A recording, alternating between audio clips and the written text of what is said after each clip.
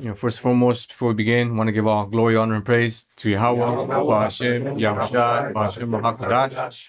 Noble honors to the apostles and elders of Great Millstone. Salute,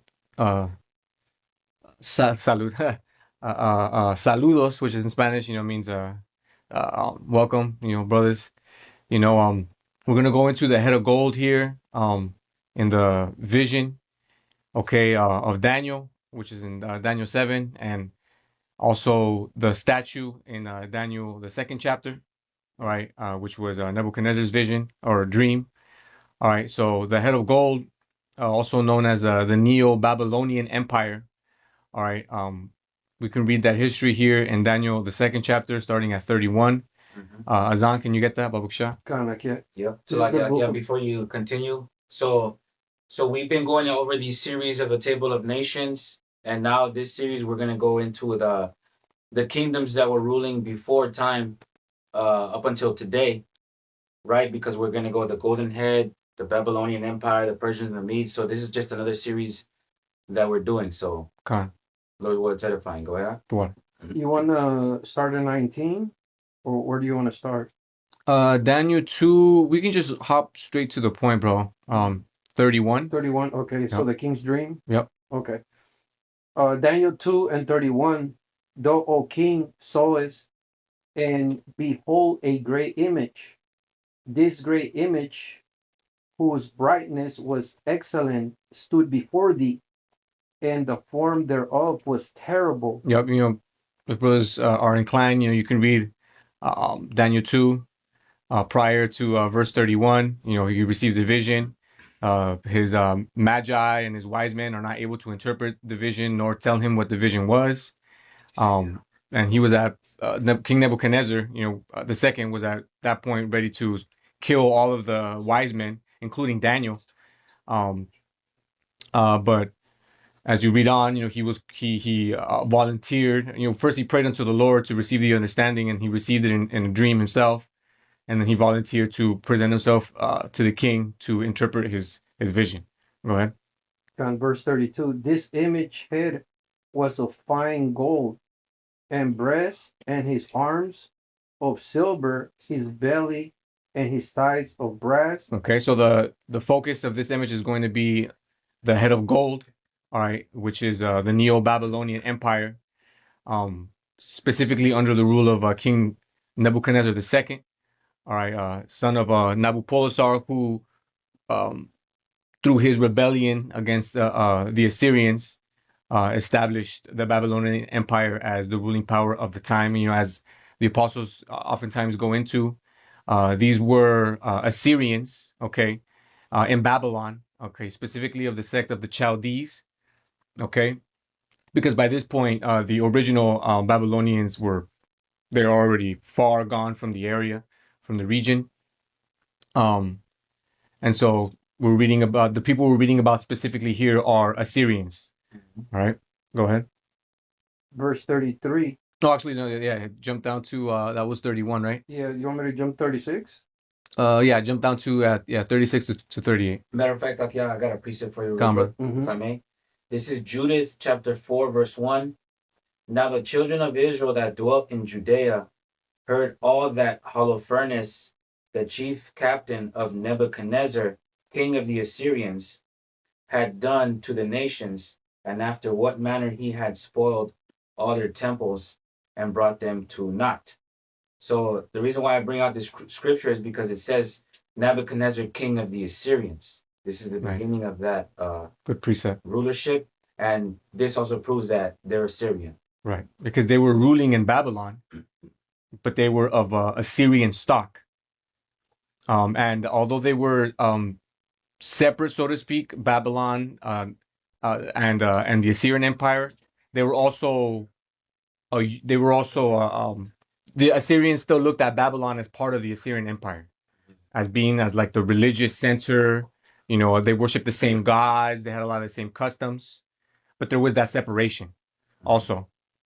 So we're going to go into this lesson, the history, and how Nebuchadnezzar's father, Nabopolassar, basically, because it was of the will of the Lord, basically pushed back the Assyrians and then consumed the Assyrian Empire into the Babylonian Empire. And then that's what is known as the Neo-Babylonian Empire. And that's the empire that was in rulership during the time of Daniel. I Okay, got a real quick one. go ahead. It's Daniel 1 and 17. It's just because the Lord was dealing heavy with Daniel. Yep. It's Daniel 1 and 17. As for these four children, God gave them knowledge and skill and all learning and wisdom, and Daniel had understanding in all visions and Mm. in dreams. Nice. Yep. Yeah, because he himself also received heavy prophetic visions also, as well as being given the ability to interpret visions as well of others. Okay. So returning to Yep. Daniel 2, I'll read verse 36 again. This is the dream, and we will tell the interpretation thereof before the king. Thou, O king, art a king of kings. For God of heaven hath given thee a kingdom, power, and strength, and glory. That's one thing to keep in mind, because as we read, the Lord is the one who lifts up, and He's also the one that pulls down. He sets up kingdoms, and then He takes them down. He sets up kings, He takes them down, He replaces them as He will. And one thing that we'll note throughout this lesson is how even amongst the heathen, the Lord also recompenses pride. So pride oftentimes, even amongst the heathen and their rulerships and their failure to acknowledge the Most High, oftentimes results in them being punished by the Most High, and then ultimately losing their rulership or their positions of power. Go ahead. Verse 38, continuing in Daniel 2 and 38. And wheresoever the children of men dwell, the beasts of the field and the fowls of heaven had he given unto thy hand, and had made thee a ruler of them all. Thou art this head of gold. So Daniel breaks it down right here. He tells Nebuchadnezzar, "You're the head of gold." So pretty direct. His kingdom, all right, the Babylonian Empire, Neo-Babylonian Empire, is that head of gold. And as we know, gold is a very precious metal. Okay, and when you look into the Neo-Babylonian Empire, and all that it was able to achieve, it's very splendorous. The things that they were able to construct.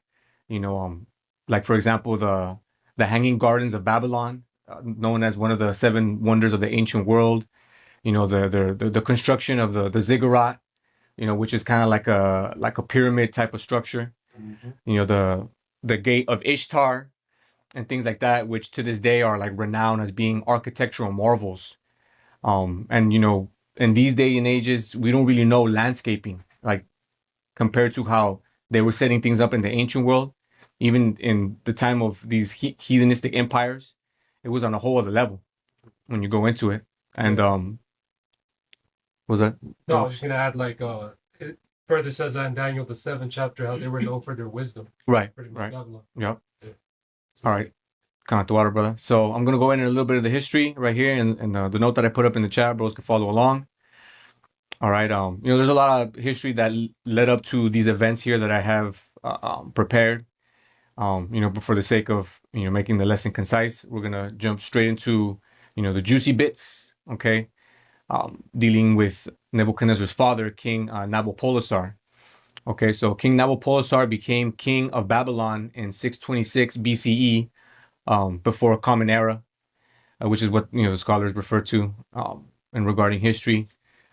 It says after a kingless year in Babylon, after the death of puppet king Kandalanu, because when you go into the history, essentially the Assyrians were setting up puppet kings in Babylon to appease the Babylonians.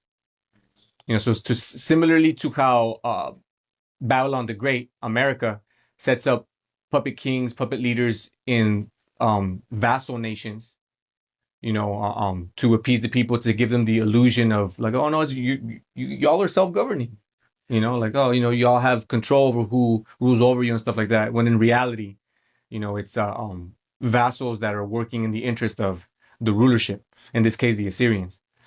All right. So it says, Sin Shara Ishkun, the Assyrian king at the time, did not recognize this new king and pushed him south to the city of Uruk. All right, because King Nabopolassar, his ascension was organic, so to speak. He wasn't like a puppet leader established by the rulership in Assyria. So once he came into power, the Assyrians, feeling threatened, pushed him further south into Babylon. It says, many believe that the Babylonian king's family was from there, and so he received shelter and protection. So the Lord was basically setting him up. Because, one thing that we know from, history and the way that the Lord sets things up is, while one kingdom is ruling, he kind of like in behind the scenes starts setting up the next nation, that's meant to replace them. So in this case, it was the Babylonians. At the height of the Neo-Assyrian Empire, the Lord was setting up the Babylonians by way of rebellions that they were having against the Assyrians, and in this case, setting up the king that would eventually take down the Assyrians. It's reminiscent of the scripture that says promotion Coming from the comes Most High. poverty. Exactly. Yep. After several battles, the king claimed victory, and by 620 BCE, he was in control of most of Babylon, including the holy city of Nippur. With the aid of the Medes to the east, in 616 BCE, the Babylonians advanced to the Assyrian city of Arapaka and then razed the holy city of Ashur.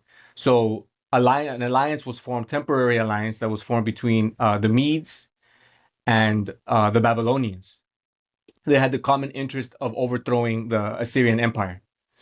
And as we know, once the Babylonians took over and were set in power, it would eventually be the Medo-Persian Empire, which would overtake the Babylonian Empire. That's later on. There, Nabopolassar met with the Median king Sayachares and formed an alliance before heading their separate ways.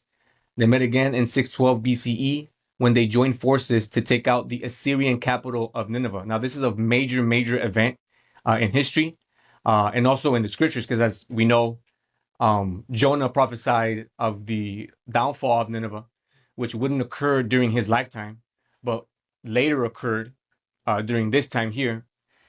And if a brother could load up Tobit 14 and 14. Yeah, I already got it. All right, hold that real quick. Let me read a little bit more. It says, it fell along with its king after a 3-month siege, further pushing the remnants of the Assyrian armies to the north and to the west, where they were defeated completely in Haran in 610 BCE. So go ahead and bring out that precept. It says Tobit 14 and 14. It says, and he died at Ecbatane, Ecbatane. which is Iran. It says in Media, being in 107 and 20 years old. But before he died, he heard of the destruction of Nineveh, which was taken by Nebuchadnezzar. Yep. Nebuchadnezzar.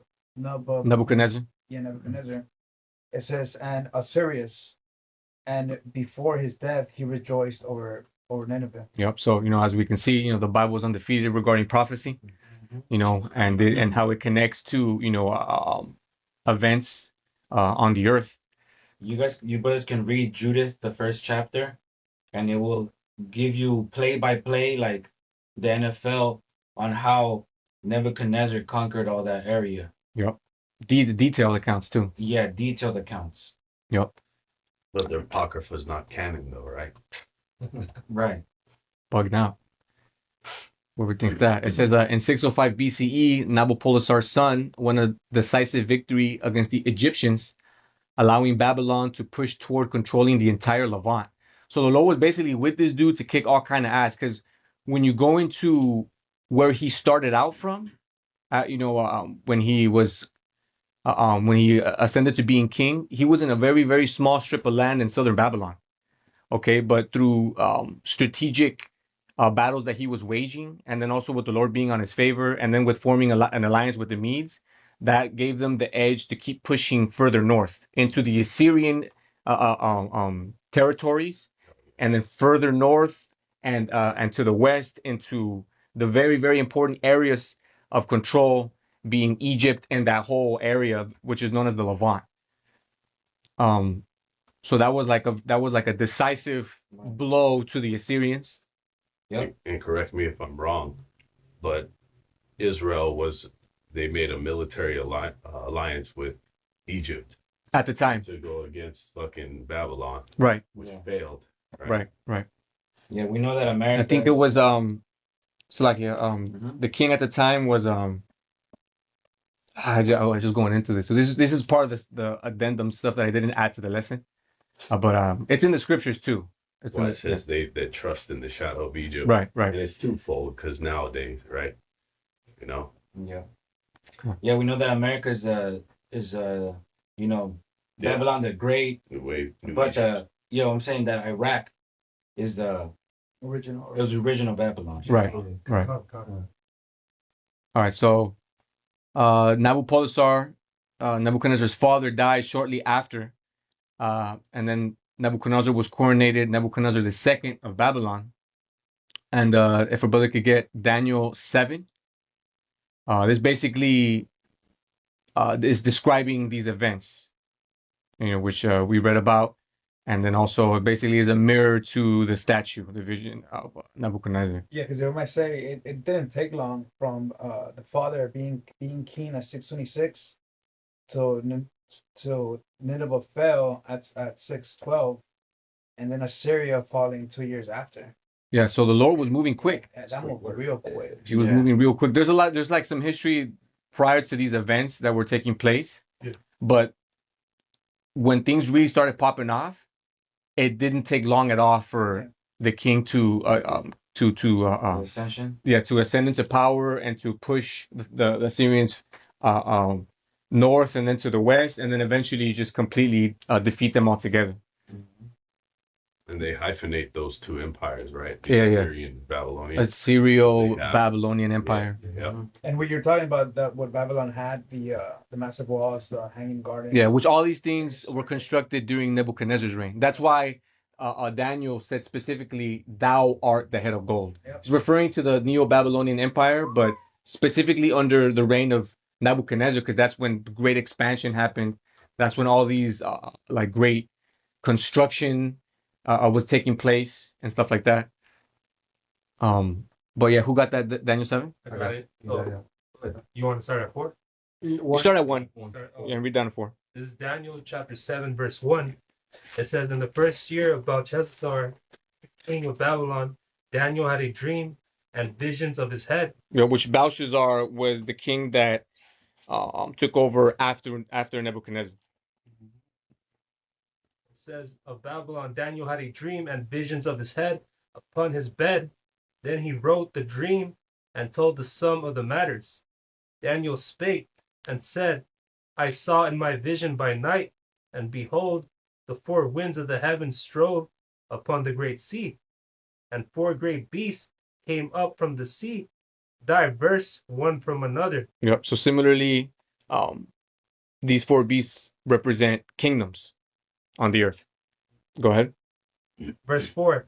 The first was like a lion and had eagle wings. And that's going into the Neo-Babylonian Empire. Yeah. And this is an image that is often used in the Neo-Babylonian Empire, the lion with eagle's wings, and then sometimes it'll have like the head of a man. Mm-hmm. The griffin, known as the griffin. If I'm mad, because I asked ChatGPT, it said Babylon commonly used both the lion and the eagle as royal symbols. Mm-hmm. It says that you could mainly see that all throughout the artwork, and it says the eagle's wings symbolize speed of conquest. Wow, that's heavy. Because like we were just going into, the Lord was with Nebuchadnezzar to swiftly take over. And That's it says heavy. Babylon rapidly expanded under Nebuchadnezzar after the fall of Assyria. So after that, it was He's making quick work. And then eventually too, which we'll get into, that also involved, what happened to Israel. Ultimately for their rebellion and sin against the Most High, but we'll go into that. Continue. It says, the first was like a lion and had eagle wings. I beheld till the wings thereof were plucked. Which the wings plucked signifies the Assyrians being overthrown. Go ahead. It says, thereof were plucked, and it was lifted up from the earth, and made stand upon the feet as a man. Yep, made to stand upon his feet, meaning Babylon being solidified as a superpower under the reign of King Nebuchadnezzar. It says, and a man's heart was given to it. Yep, that's pretty much it on that. It goes into the other kingdoms after that. Yep. I'm going to continue. Nebuchadnezzar expanded the empire, built walls, water supply pipelines, the Ishtar Gate, which these are all like modern, what they consider to be marvels of the ancient world, architecturally. It said that the Great Temple and the Ishtar Gate were so dense that they could ride two chariots side by side on top of the mounds. So thick walls, enormous structures like painted blue with like different beasts on it and everything like that. It was like a architectural marvel. It says here that it says why gold. It says wealthiest kingdom of its day. Yep. It had massive temple complexes, gold covered idols. It said rich trade routes and luxury and excesses. So it had gold. It was like an abundance. excess. That's why, as you read in the vision of the statue, Yeah. the materials, although they get stronger, they get less valuable or less Inferior. yeah, exactly. So it goes from gold, which is very weak, but the most valuable and glorious to look upon, to silver, which is stronger but less glorious and splendorous, and it just keeps going like that. And so among the kingdoms in that vision, Babylon was the most like wonderful to behold, for the eyes, so to speak. It says the ziggurat and the great hanging gardens, which is considered one of the seven wonders of the ancient world. In 601 BCE, King Jehoiakim, Judite king, rebelled against Babylon by ceasing tribute payments. So we can read this history here. If our brother could get 2 Kings 24, 1 through 7. 1 through 7. Khan. I got it. It says 2 Kings 24 and 1. And in his days Nebuchadnezzar, king of Babylon, came up, and Joachim, because his servant Became. So like what? You said because. It's like, so like let me read that again. Okay. 2 Kings 24 and 1. In his days Nebuchadnezzar, king of Babylon, came up, and Joachim became his servant 3 years. So he was a vassal. King Jehoiakim was his vassal for 3 years. Go ahead.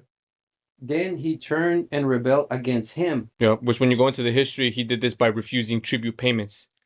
And we'll go into this in a little bit also in the book of Jeremiah. When we read about Jeremiah, he was basically advising that because of Israel's sin, the consequence was to be subject under the Babylonians. Right. Yeah, one thing I like to mention often, somebody in my comment board asked me, well, how do you know that the golden head is the Neo-Assyrian Empire? And how do you know that, the silver is the Persians and the Medes and stuff? And I responded with a lesson, but basically I said, it's all over the scriptures. I mean, Yeah. Daniel literally told Nebuchadnezzar, "You are the head of gold. Right. All you got to do is go in and be like, who's Nebuchadnezzar?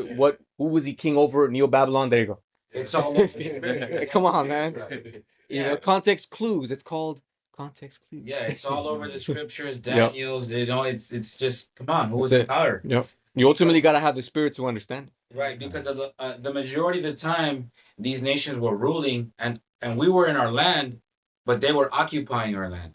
Right. They were, had us in slavery and taxation and all kinds of different torture devices too, because one of the famous torture devices that the Assyrian Empire had was the wheel. Yeah.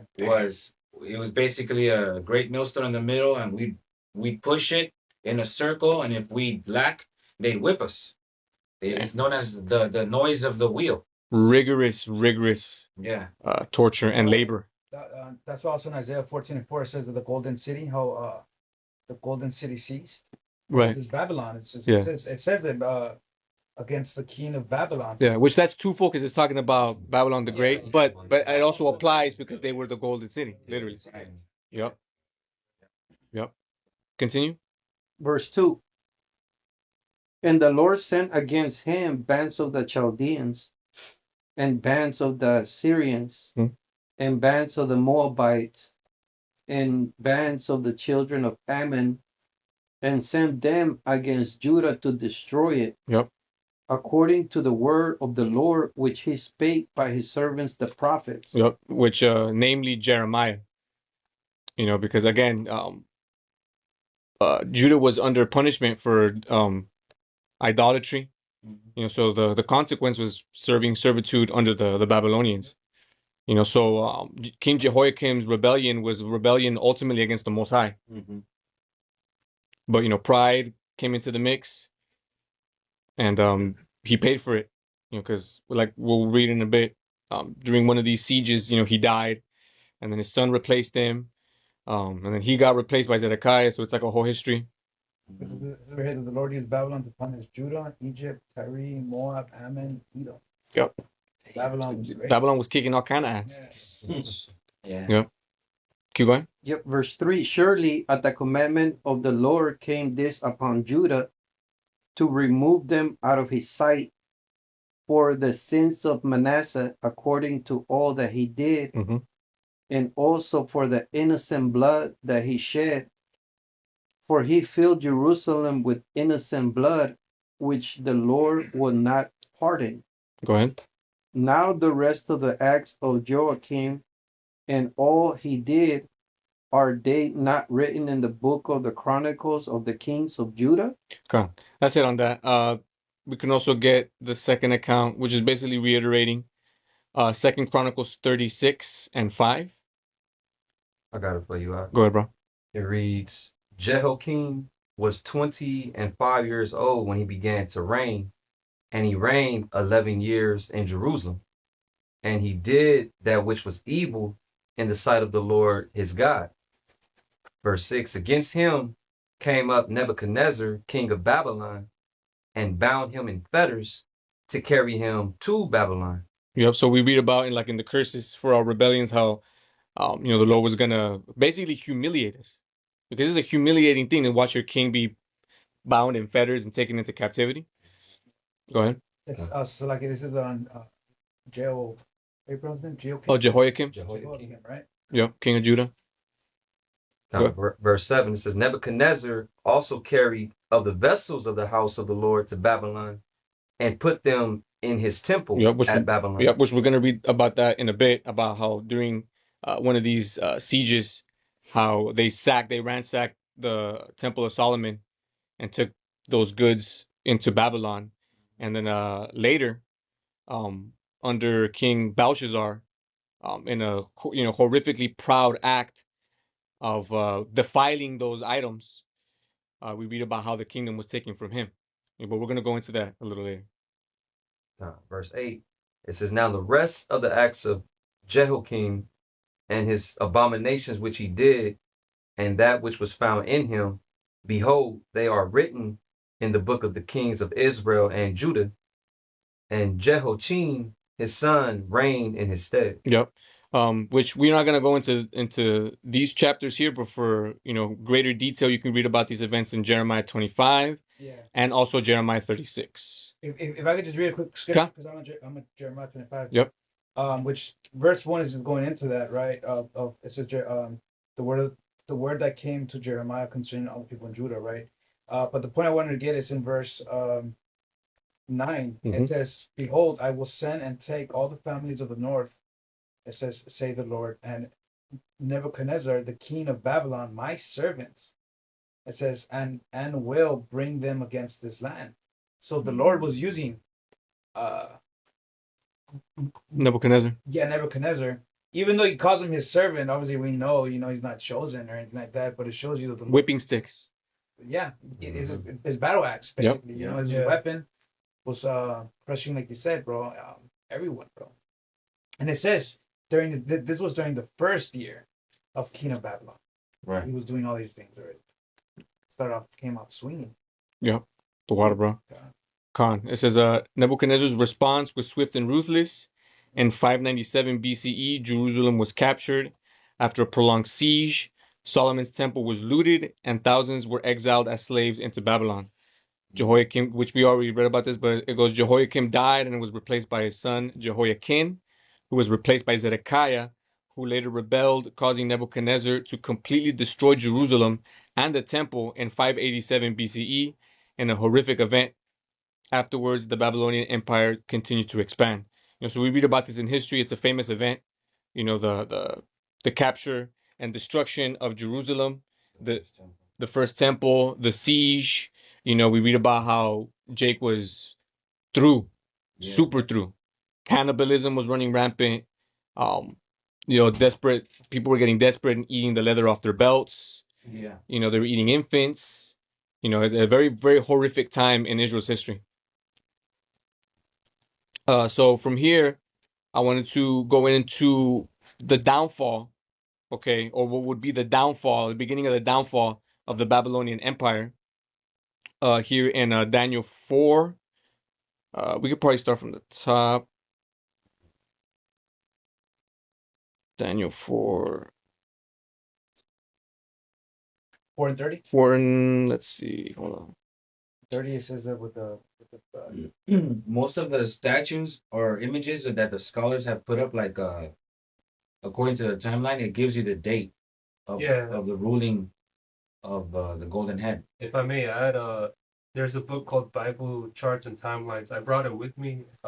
the timeline one. The timeline one. Yeah, with pictures. It showcases the statue and the timeline of when these certain kingdoms ruled, pretty much. Oh, okay, Connor. If you want to share, we can pass it around the room, bro. Yeah, Okay. Cool. Yeah, but basically it says the Babylonian captivities of Judah. His first captivity is 605 BC. Daniel was taken. Second captivity, which was that was like around 10 years after.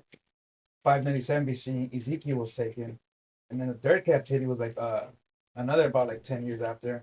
Yeah. Jerusalem was destroyed, and that was with Jeremiah. But you're like back to back to back. Back to back. Damn. Went into the humiliation of it. I believe they went in fucking without their clothes and shit, right? Right. In captivity, fucking naked. Yeah, because this was after months of Jerusalem being besieged. So they basically just had to go straight into slavery with whatever they had on them. Did you want to get the pride of Nebuchadnezzar? Yeah, you could probably start, because this goes into a vision that Nebuchadnezzar had regarding, how he was going to be made a beast, to humble him down. Because you can imagine, after all the conquest, after taking down God's people, after all the construction that he did, how proud he would get, and thinking that he was the one doing it. Yeah, because right here it says Nebuchadnezzar left inscriptions everywhere, claiming he rebuilt Babylon, he enlarged the walls, Right. he restored temples. So he got proud. And he got proud. City, it was all him, he's like, Yep. credit. Yep. Fuck, this is a page. I'll pass it around. Come Connor, get the water, bro. on, brother. You could start that way. We'll go this way. In Habakkuk 1, it says, "Behold, I send the Chaldeans going into the Babylonian Empire." He sent them. He fucking put the spirit on them to do that. And he allowed it, just like the Most High does. He allows the shit to happen. Right? That eagle in Jeremiah, or Salakia, Deuteronomy 28, isn't just Esau over here in fucking in America, but it was these other nations as well. Yeah. All the different captivity. Yeah. I got some insight on Claude AI, if I may. Okay. I basically just asked it, why is it important to understand that beasts are operating systems according to the scriptures? And this is what it says. It says, why the Most High uses animal imagery for kingdoms. This is the key your students need to understand. God deliberately chose animal imagery because animals operate on instinct, not morality; appetite, not principle; dominance, not justice; survival, not compassion. When a kingdom is called a beast, God is saying this system operates on raw appetite and instinct, rather than moral principle and divine law. Yep. Con, there's a scripture too where it says that what was that? It's like where you, Carnality.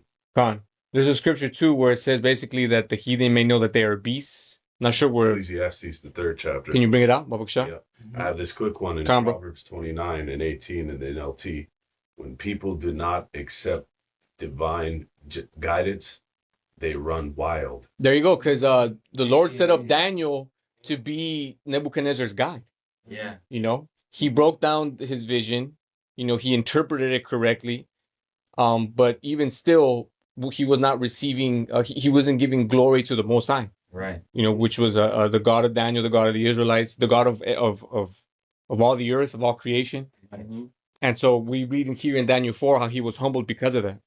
You got that one? Ecclesiastes 3 and Oh, 18, the I one. said in my heart concerning the state of the sons of men, Yeah, which we know the sons of men are the other nations.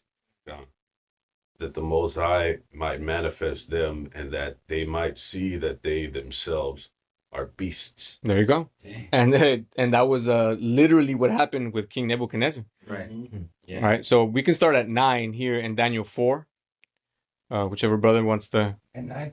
Yeah, 4 and 9. This is Daniel 4:9. It says, "Oh, Belteshazzar." Belteshazzar, which is the Babylonian-ish name that King Nebuchadnezzar gave to Daniel. Go ahead. It says, "Master of the magicians, because I know that the spirit of the holy gods is in thee." Which we didn't go into it, but after Daniel interpreted the king's vision about the statue, he set him up over, pretty much he was like the second in command in Babylon. That's it. Over all the supposed magicians, the wise men, the counselors, the governors, he was number 2. Right. Go ahead. There's That famous mentioning that Apostle Tahar says that the prophet is over the king. Right. Yeah. Right. Right. He always mentions it every now and then. Yup. Hell yeah. The prophet is God's, man. Yeah, that's it. Yep. That one. That's what I was looking for. Go ahead. It says, "And no secret trouble is thee. Tell me the vision of my dream that I have seen, and the interpretation thereof. Mm-hmm. Thus were the visions of mine head in my bed. I have it too. I saw, and behold, a tree in the midst of the earth, and the height thereof was great." You know, right here, but Nebuchadnezzar is breaking down the vision that he had, and then Daniel's gonna explain it. Go ahead. It says, "The tree grew and was strong, and the height thereof reached unto heaven, and the side thereof to the end." Wait, so Oh, Daniel yes. already he already knew the dream. Nebuchadnezzar didn't even tell him. Right? Can you read it again? Yeah, because what the Lord was doing was that he was giving the interpretation of these things to Daniel in his dreams. Right. So while the king was having these dreams, the Lord was showing Daniel in his dreams the interpretation of the king's dreams, That's it. getting him ready to break it down to the king. Cold, right? Yeah. Damn. Yep. It says the 12th. It says, "The leaves thereof were fair, and the fruit thereof much, and it was meat for all. The beasts of the field had shadow under it, and the fowls of the heaven dwelt in the broths thereof, and all flesh was fed of it. I saw in the vision of my head upon my bed, and behold, a watcher and an holy one came down from heaven, cried aloud and said, thus, hew down the tree and cut off his branches. Yep. Shake off his leaves and scatter his fruit. Let the beasts get away from under it, and the fowls from his breaches. Go ahead. Nevertheless, leave the stump of his roots in the earth, even with a band of iron and brass, in the tender grass of the field, and let it be wet with the dew of heaven, and let his portion be with the beasts in the grass of the earth. Let his heart be changed from man's, and let a beast's heart be given unto him, and let 7 times pass over him. This matter is by the decree of the watcher, and the demand by the word of the holy ones. Yep. The watchers being the prophets. Go ahead. It says, to the intent that the living may know that the Most High ruleth in the kingdom of men. Yep. So regardless of how any king might feel about his accomplishments, it's the Most High that rules in the kingdom of men, that lifts one up to kingship, and in the case of Nebuchadnezzar, as we're going to read, can also bring down into the most vilest parts of the earth as a beast man.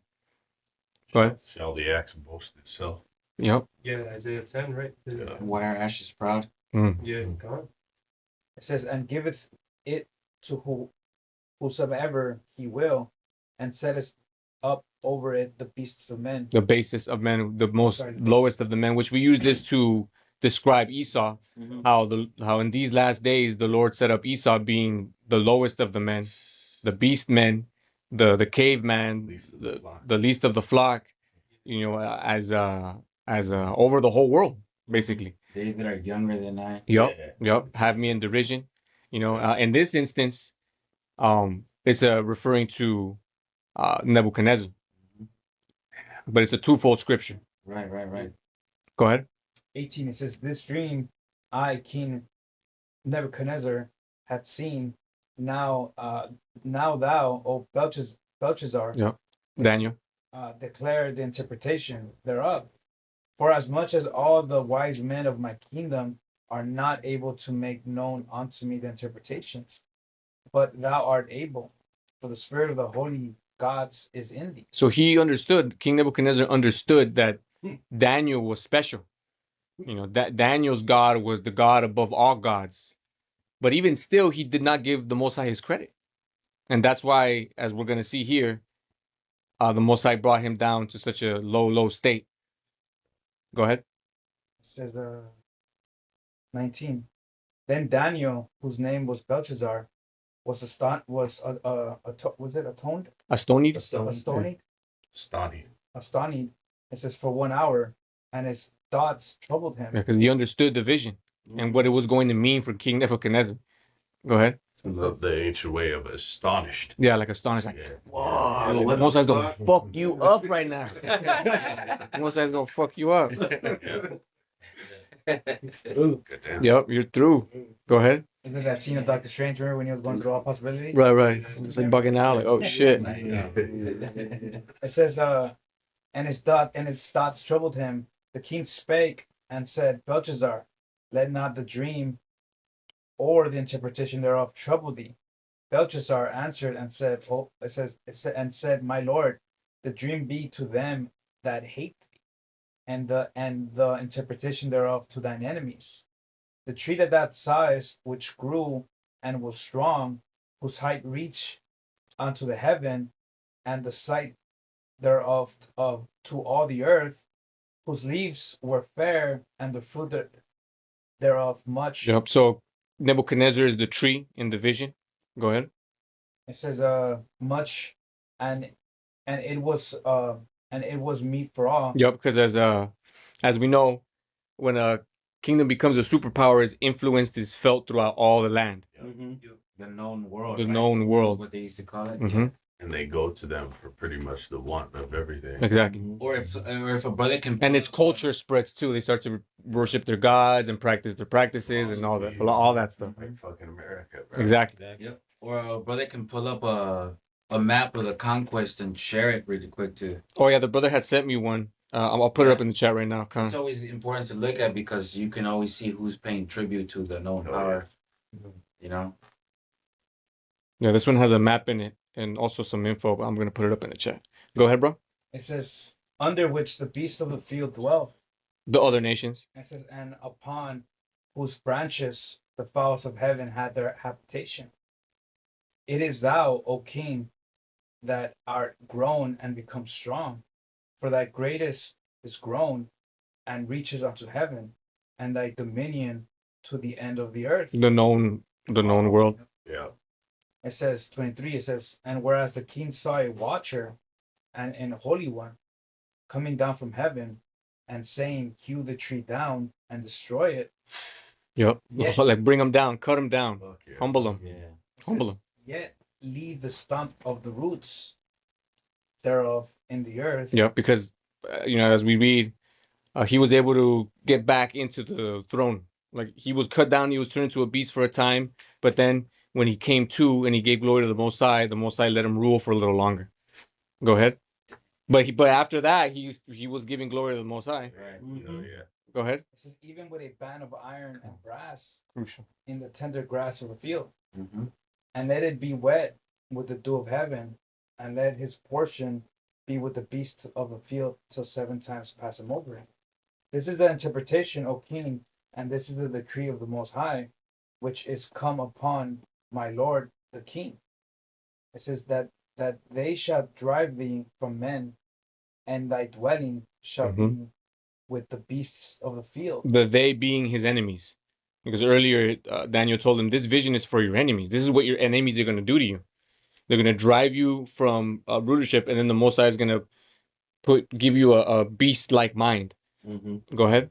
It says, and they shall make thee to eat grass as oxen, and they shall wet thee with the dew of heaven, and 7 times shall pass over thee, till thou know that the Most High ruleth in the kingdom of man, and giveth it to whoever he will.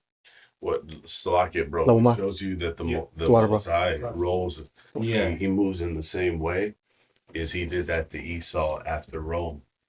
He made him to be a fucking beast. Come on. You know. Come on. I got a little commentary of a scholar from Claude AI, just on this little medical explanation of what Nebuchadnezzar got plagued with of the mind.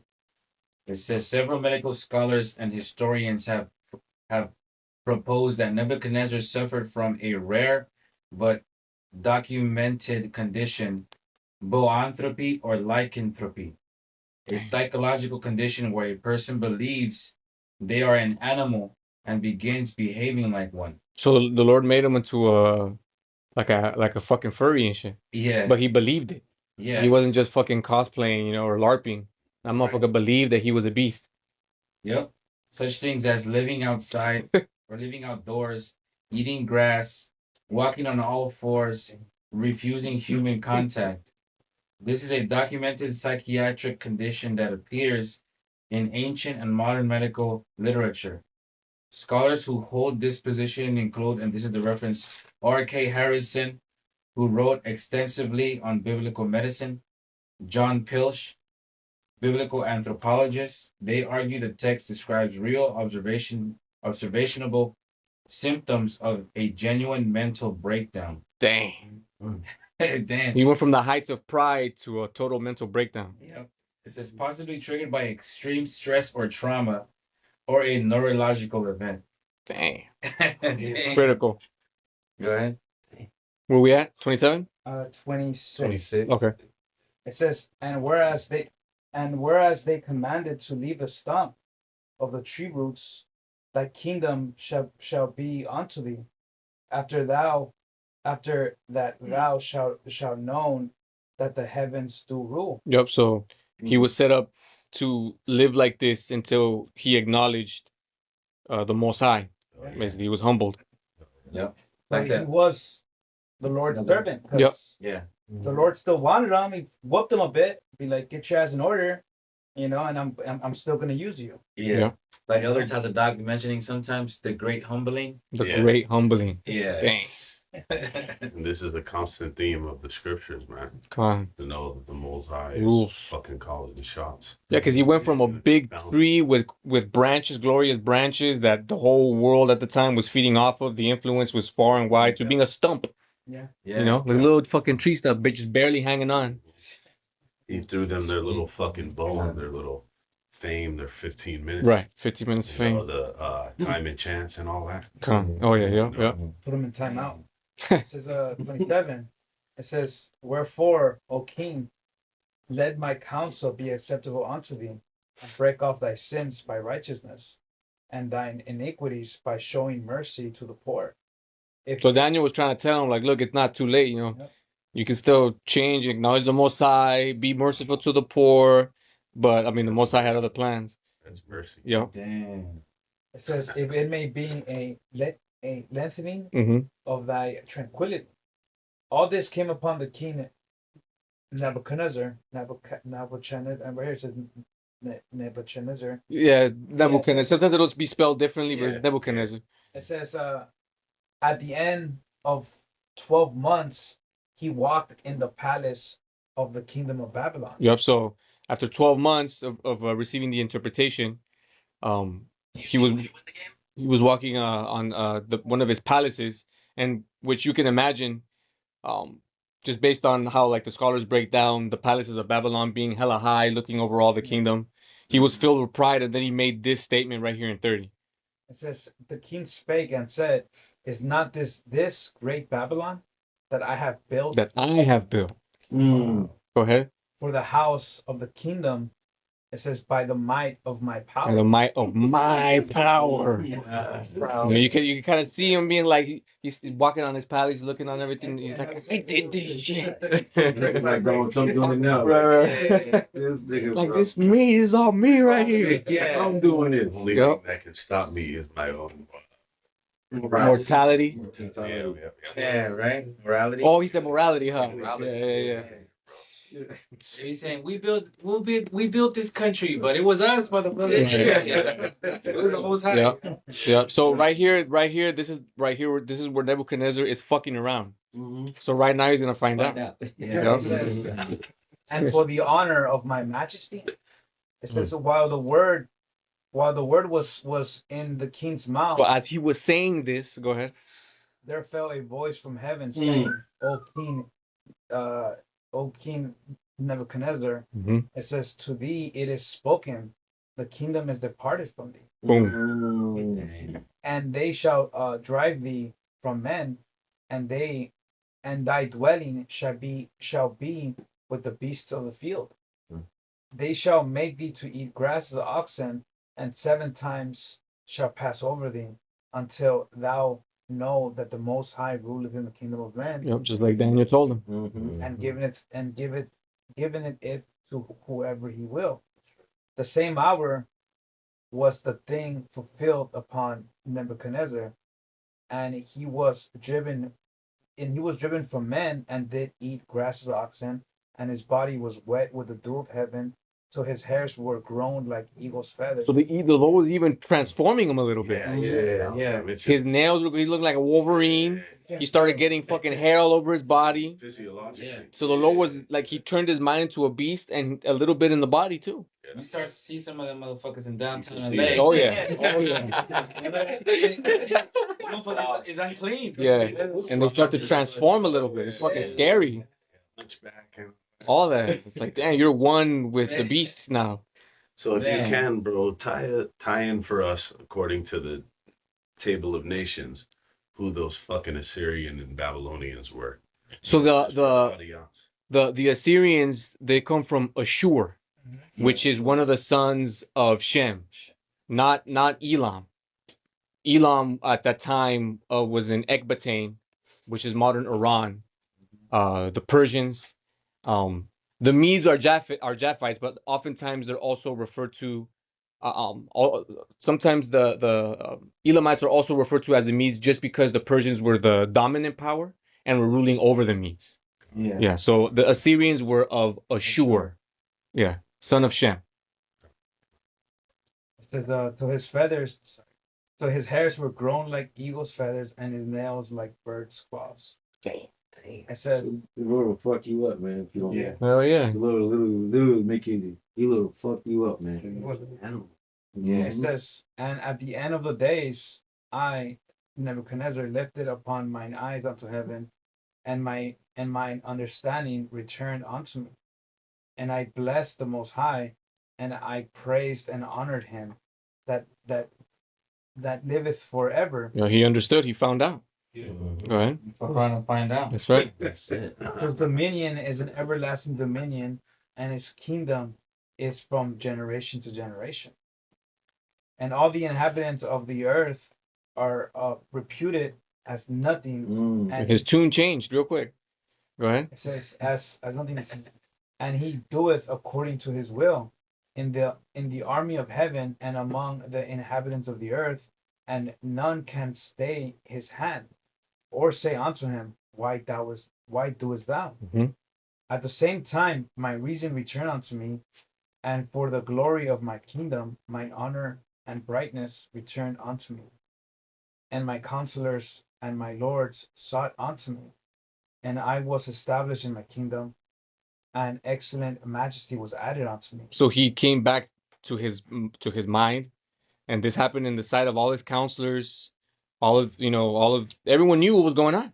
Right. They saw him, but he came back like nothing happened. Like, all right, His Lord is he gave the Most High his props, and he ruled again until his death. and excellent majesty was added. Mm-hmm. He came back a little better, yeah. Yep. It says, and I, Nebuchadnezzar, praised and extol and honor the King of heaven.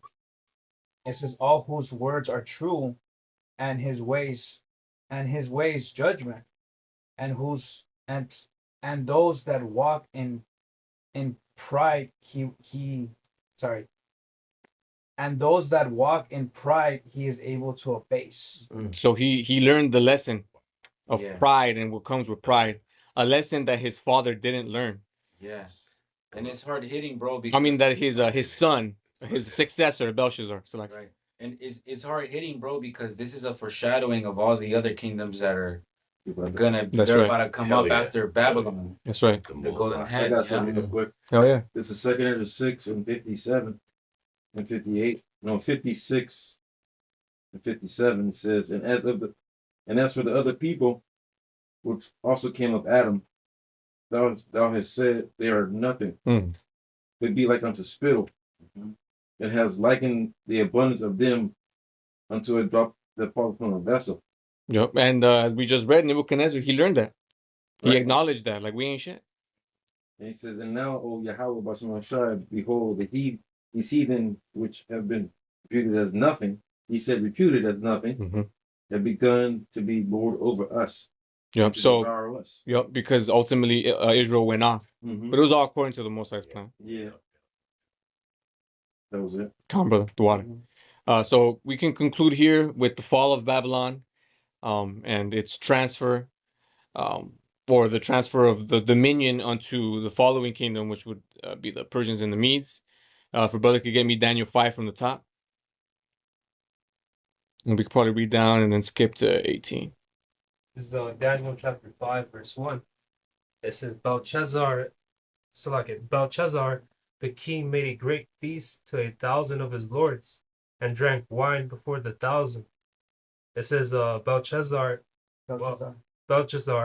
while he tasted the wine, and commanded to bring the golden and silver vessels, which is his father Nebuchadnezzar had taken out of the temple. Well, we read about that, the sacking of the temple, the besieging of Jerusalem. You know, they had all the goods that they stole from the temple. And during this great feast that Belshazzar, Nebuchadnezzar's son, held, they brought those things out, and we're going to read what happened. Go ahead. It says, his father Nebuchadnezzar had taken out of the temple, which was in Jerusalem, that the king and his princes, his wives, and his concubines might drink therein. It says, then they brought the golden vessels that were taken out of the temple of the Lord, the temple of the house of the Lord, which was at Jerusalem. And the king and his princes, his wives, and his concubines drank them. It says, they drank wine and praised the gods of gold. The gods of gold. So they're heathenistic gods. Go ahead. God. It says, and of silver, of brass, of iron, of wood, and of stone. Go ahead. Idols. Yep. In the same hour come forth fingers of a man's hand, and wrote over against the candlestick upon the plaster. It says, and real quick, just reading in between the lines here, he's there with his wives and his concubines, right? And they're getting drunk. So, I mean, who knows what kind of debauchery was going down, while they're drinking out of the out of the instruments that his father took from the temple. Yeah. So this is like pride on a whole other level. I forgot who it was, bro. It might be Guzik, the commentator. Okay. David Guzik. I read it on the Bible Hub, the one that Apostle Har uses quite often about the commentary. I'm not sure if it was Guzik or not. It was one of them motherfuckers, but it said that using those vessels for the temples to drink meant that Israel, as a vessel, got taken out of the temple and became profane. Con. You know, That's a parallel. taking a something holy and taking Making it it. outside and making it profane. Con. That makes sense because Israel was through. Yeah, Israel was because of profane. sin. Because of sin. Con. I was like, okay, that's a cool point, you know, because some scholars they make some Yeah, legit, it's a good parallel. yeah. Yeah. Go ahead. It says, and the king saw part of the hand that wrote, or it's like, let me read it again. It says, and wrote over against the candlestick upon the plaster of the wall of the king's palace. And the king saw the part of the hand that wrote. Then the king's countenance was changed, and his thoughts troubled him, so that the joints of his loins were loose. He was fucking literally shaking in his boots and shit. He saw them. Just imagine just a fucking hand materialize Exactly. and just starts writing Out of a portal. out of a portal, which is crazy. Which is crazy because a couple years ago, I think this was a little after fucking COVID. There was a report from CERN. Yeah, The hydrogen 2017. Oh, okay. Yeah, Also before COVID. Yeah. Yeah, at the Hadron Collider, which we know what that's really about. Summoning demons and all that shit on some Stranger Things. Exactly. How something similar happened, where during one of those experiments of colliding the particles, how something similar happened where in Hebrew writing the same message was seen that was seen right here. And the same people Yep. bring that up during the so-called fucking Project Looking Glass. Right. Yeah, whatever things that they try to manipulate. It still results in Has them the going same down. outcome. Exactly. Yeah. Yeah. This ain't no fucking Doctor Strange. Only 1 in 14 million. It's the only way. Like, nah, it's saying no matter what you do. Try to kill off Jake, and which they're gonna try to do. Oh yeah. They're gonna try to fucking exterminate. But Yep. they see the end of their world, man. That's it. It's on. Yeah. Oh yeah. Is verse 6. It says, then the king's countenance was changed, and his thoughts troubled him, so that the joints of his loins were loose, and his knees smote one against another. The king cried aloud to bring the astrologers, Mhm. the Chaldeans, and the soothsayers. So similar to his father when he was receiving visions that he didn't understand. He at first sought counsel from his fucking magicians and shit. The only difference is that this wasn't something that he saw in a dream. This was something that was happening right then and there. Go ahead. It says, and the king spake and said to the wise men of Babylon, whosoever shall read this writing and show me the interpretation thereof shall be clothed with scarlet and have a chain of gold about his neck, and shall be the third ruler in the kingdom. Mm-hmm. Then came in all the king's wise men, but they could not read the writing, nor make known to the king the interpretation thereof.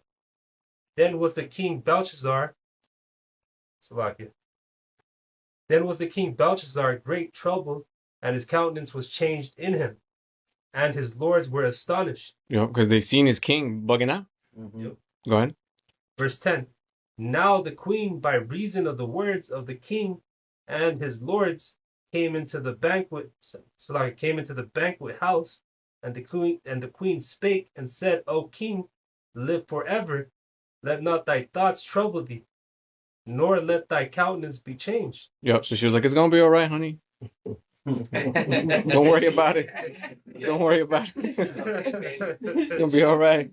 You live forever." Go ahead. Verse 11.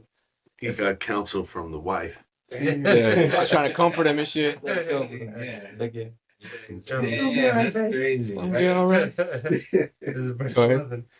There is a man in thy kingdom in whom is the spirit of the holy gods. So it took his woman to tell him, call Daniel. He wasn't like his father in that sense, where he's like, damn, I gotta reach out to Daniel. Right. So his pride was on another level compared to his father. Because think about it, his father, even though he was proud, he was in the trenches. He was the one, he did all the, he did those conquests after his father. He did all that construction, all that, all those great works and shit. Like this guy just inherited it. What do you say? That's Born with a silver spoon. He was born with a silver spoon, literally. Born on third base. Straight up. Damn. You had the layup right there. You fucking fumbled it. All you had to do was give reverence to the Most. But at the same time, this was according to the Lord's plan, because it was time for the kingdom, or for the dominion to be transferred. Yeah, right. And Apostle Hart mentioned that this is a language that nobody knew at the time. This was something new, a new tongue, a new writing. Damn. Yeah. It's killer. Heavy. Go ahead. It says, and in the days of thy father, light and understanding and wisdom, like the wisdom of the gods, was found in him, whom the king Nebuchadnezzar, thy father, the king, I say the father, made master of the magicians, astrologers, Chaldeans, and soothsayers. It says, for as much as the excellent spirit and knowledge and understanding, interpreting of dreams, and showing of hard sentences, and dissolving of doubts, were found in the same Daniel, whom the king named Belshazzar. Now let Daniel be called, and he will show the interpretation. One thing to note too is what's crazy is the fact that Daniel was in this high position in the Babylonian Empire during the reign of 3 kings. Right. Belshazzar, Nebuchadnezzar, and before him, and then Nabopolassar. Yeah. Right. Damn. He had a long life. He had a long life, so to speak. He was a Judite, bro. He was from the tribe of Judah. Yeah. A so-called Negro. Yeah. That's right. Let's go. This is the 13th verse. It says, then was Daniel brought in before the king, and the king spake and said unto Daniel, art thou that Daniel, which art of the children of the captivity of Judah, whom the king of my father brought out of the Jewry? It says, I have even heard of thee, that the spirit of the gods is in thee. So like 2 kings, not 3, because Daniel was brought in during the reign of King Nebuchadnezzar. Go ahead. It says that the spirit of the gods is in thee, and that the light and the understanding and the excellent wisdom is found in thee. It says, and now... She was singing his praise. Go ahead. Yeah. It says, and now the wise men, the astrologers, have been brought in before me, that they should read the writing, and made known unto me the interpretation thereof. But they could not show the interpretation of that thing. And I have heard of thee, that thou canst make interpretations, and dissolve doubts. Now if thou canst read the writing, and make known me the interpretation thereof, thou shalt be clothed with scarlet, and have a chain of gold about thy neck, and thou shalt be the 3rd ruler of the kingdom. She got wet. And then Daniel answered and said, before the king, let thy gift be thyself, and give thy rewards to another. Yet I will read the writing unto the king, and make known to him the interpretation. Yep. O thou king, the most high, the Lord gave Nebuchadnezzar thy father a kingdom, and majesty, and glory, and honor. And for the majesty that he gave him, all people, nations, and languages trembled and feared before him, whom he slew, and whom he kept alive, and whom he set up, and whom he would be put down. It says, but when his heart was lifted up, and his mind hardened in pride, he deposed. Yeah, he was deposed. Yeah, from his kingly throne, and they took his glory from him. You're talking about when he was made a beast. So his father should have learned the lesson from what happened to his dad. I mean, Belshazzar should have learned. Yeah, his son should have learned the lesson from what happened to his dad for being proud and not giving the Most High his glory, but he didn't. Negligence. Yeah. You know. Yep. Right. It says, and he was driven from the sons of men, and his heart was made like the beast, and his dwelling was with the wild asses. They fed him with grass like oxen, and his body was wet with the dew of heaven, till he knew that He the was most living outside. Yeah, bro. yeah. Yeah, literally. Yeah, see, I'm Living in the just field. too, yeah. Yeah. He was like basically he was like a proto Edomite. Damn. He was like a proto beast man and shit. Yeah, You bro. know, like a proto caveman and shit His body was wet with the dew. of He was heaven. outside. He had fucking crazy claws and shit. His physiology changed. He got all hairy. Damn, that's crazy, bro. So- Yeah, I remember you can't shake that, bro, because I remember growing up playing soccer. Like if you run in like 5, 6 in the morning, that morning dew is fucking, that water is everywhere, bro. Yeah. That water, it's going up your cleats, it's going up your Yeah. shorts. If you're just walking around, you're getting wet with that morning dew, man. Yeah. Go ahead. Come, almost done. It says, they fed him with grass like oxen, and his body was wet with the dew of heaven. So he knew that the Most High ruled in the kingdom of men, and that he appointed over it whomsoever he will. Mm-hmm. And thou, his son, O Belshazzar, has not humbled thine heart. Has not humbled thy heart. Go ahead.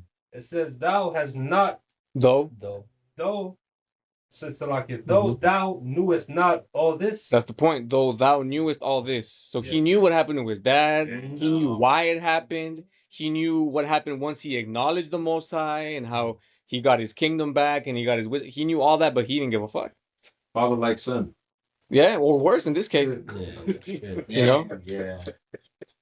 Crazy. Go ahead. Verse 23. But has lifted up thyself against the Lord of heaven, and they have brought vessels of his house before thee. Mm-hmm. And thou and thy lords, thy wives, and thy concubines have drunk wine in them, and thou hast praised the gods of silver and gold, of brass, iron, wood, and stone, which see not, nor hear, nor know, and the God in whose hand thy breath is. Salakia, and the God in whose thy hand thy breath is, and whose are all they thy ways, hast thou not glorified. Take your breath away. Yep. Bro. Yeah. It says, then was the part of the hand sent from him, and in the writing was written. And this is the writing that was written. Men tekel, or for sin. It says, this is the interpretation of the thing. Man, God hath numbered thy kingdom and finished it. It says, tekel, thou art weighed in the balance and art found wanting. It says, Pers, thy kingdom is divided and hath given to the Medes and the Persians. Yep. See? Yep. That's it. The Lord executed judgment. He took the kingdom from him, and that same night, all hell broke loose. You know, which it goes into detail in the next chapter. We can conclude, if a brother could get me Psalm 75:4. I got it, bro. Go ahead, bro. He said, I'll raise up one and give to another. Yeah, that's it. This is Psalm 75 and verse 4. It says, and I said unto the fools, deal not foolishly, and to the wicked, lift not up thy horn. Thy power, go ahead. It says, verse 5, it says, lift not up thy horn on high, speak not with a stiff neck. Verse 6, for promotions cometh from neither from the east, nor from the west, nor from the south, but Yahweh Bashem Shai is the judge. He put down one and set up another. That's it. Right. That's it. And that's exactly what happened, and that's what's going to happen real soon. Only this next kingdom will be forever. The kingdom of heaven under Yahweh Shai and his people. And all the lessons that these heathens learned, Esau's not learning because he's not meant to learn it, and because he has been found wanting. Because he's been found wanting, and he's been made an example, for the ages. But that concludes the lesson. If I just may read something. Yeah, go. At the end of the right here, ChatGPT, it says, a powerful concluding point is that Babylon looks invincible. Yet Daniel showed that even the head of gold was only temporary. Oh, damn. That's it. Because that's a good point too. Because prior to the Babylonian Empire, at the time, the Assyrian Empire looked invincible too. Right before Nabopolassar started his campaign and then joined with the Medes at the time, just a few years before he started, kicking ass, it was considered to be like inconceivable that anyone would ever stand against the Assyrians and take them down. Yeah. And then that's what happened. Literally Just how during the 50s and 60s and early 70s, it was inconceivable that America would be taken down. But look where we are now. Literally the Persians, they walked through the gate and took the city doing it. Right. God. The king was shitting bricks. Yep. But that concludes the lesson. Hope bro's ratified. This was a condensed history of the head of gold, the Neo-Babylonian Empire, its rise, its fall. Giving all glory, honor, and praise to Yahweh, double honors to the apostles and elders of Great Millstone, and peace to y'all brothers doing the work. Shalom. Shalom. How long did it go for? Until